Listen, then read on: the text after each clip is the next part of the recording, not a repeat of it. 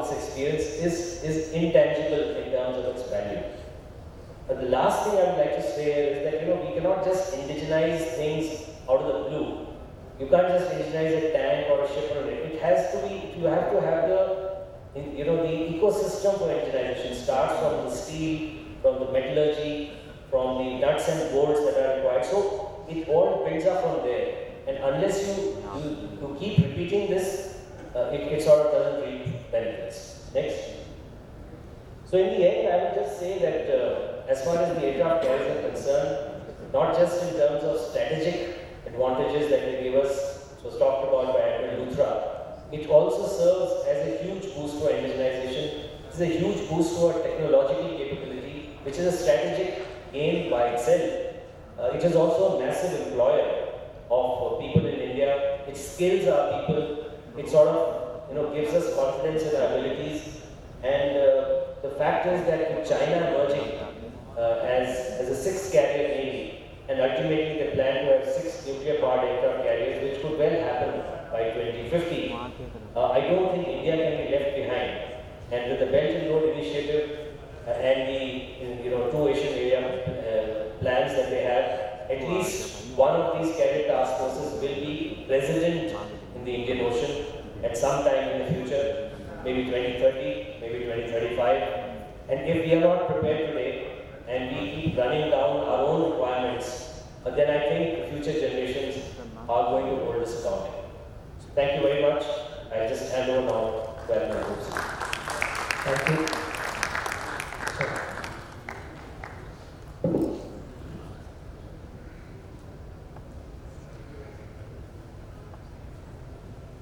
Chief. Looking at the vacant seats on, I promised President not to stand too long in you and your lunch.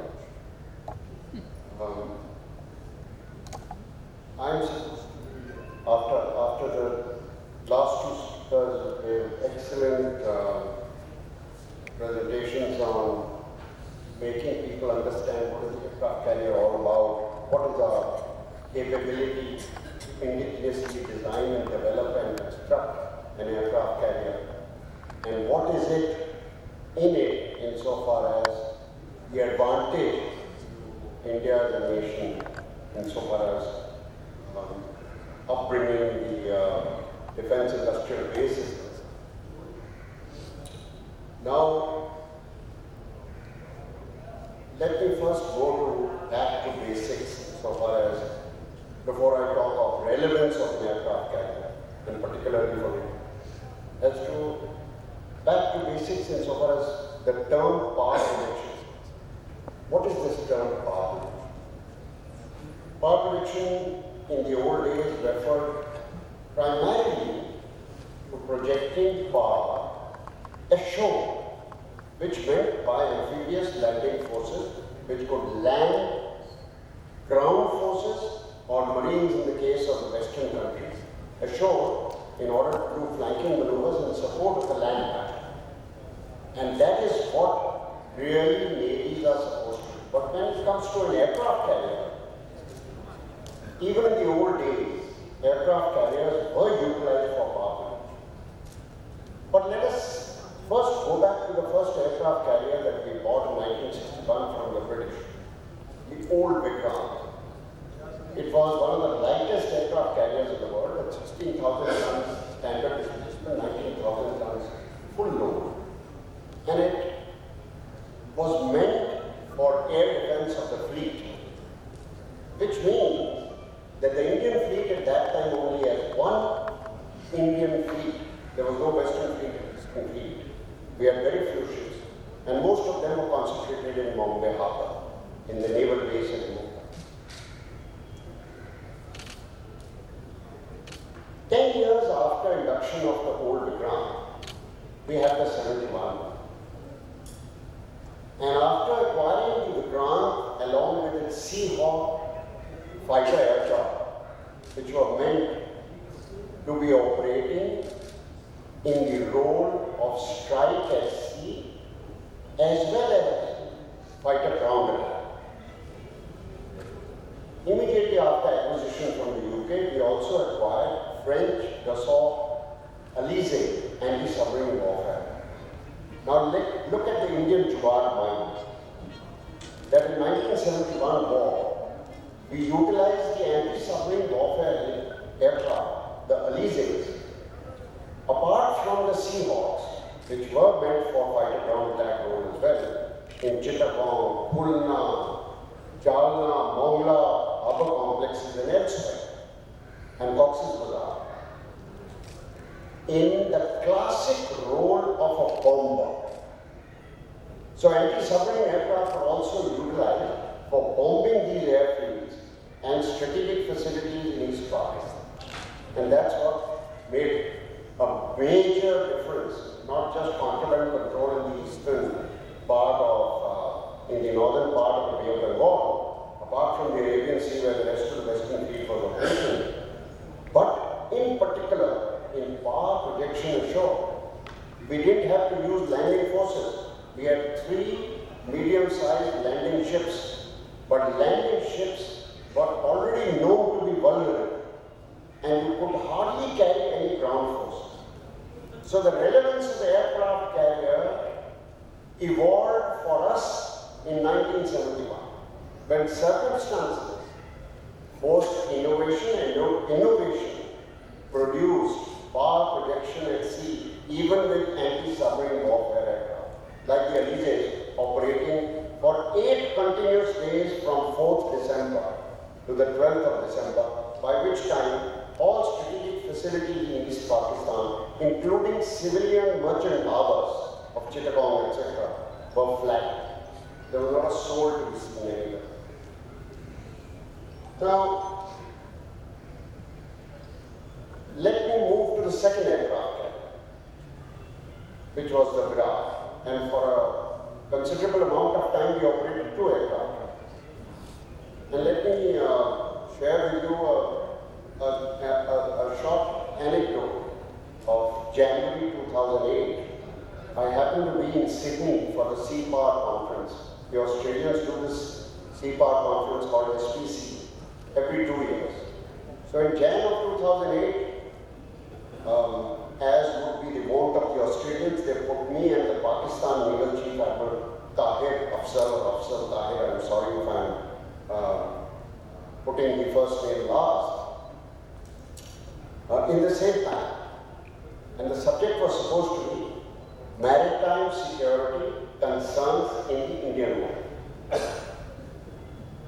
So I spoke first,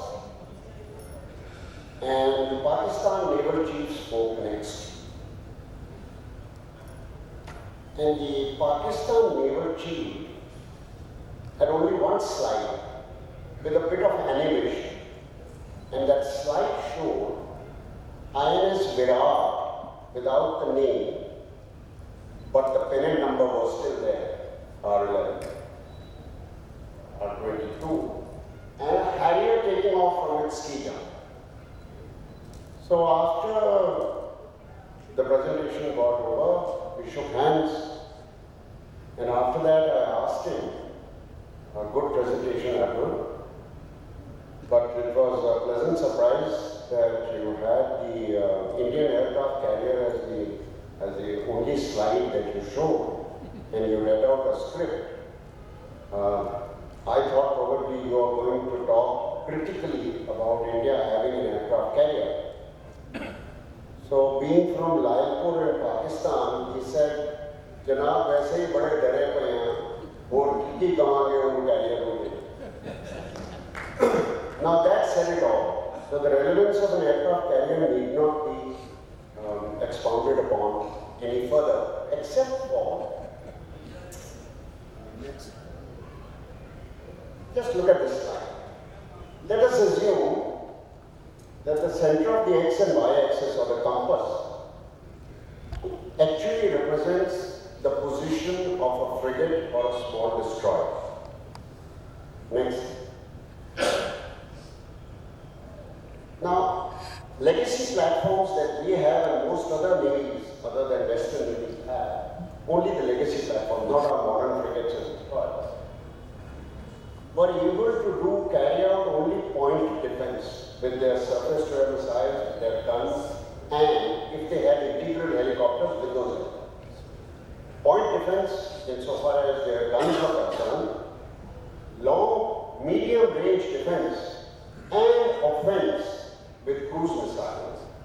But the total area that was covered by defense as well as offensive capability of the ship was shown by that map. Next.